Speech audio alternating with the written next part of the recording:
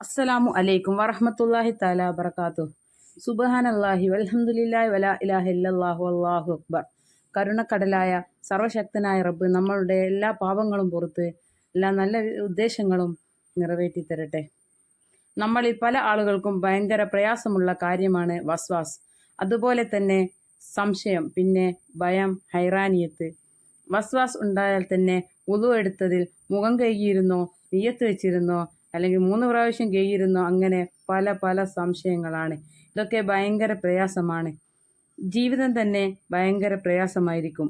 അവർക്കൊക്കെ വേഗം മാറ്റാൻ കഴിയുന്ന ഒരു ഖുർആനിക ചികിത്സയാണ് പറയാൻ പോകുന്നത്.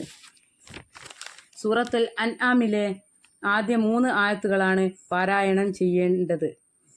ഈ ആയത്തുകൾ എന്നും രാവിലെ സുബഹി നിസ്കാര ശേഷം പാരായണം ചെയ്താൽ ഈ സംശയം, വസ്വാസ്, ഭയം, ഹൈറാനിയത്ത് ഇതിൽ നിന്നൊക്കെ മാറ്റം കിട്ടും.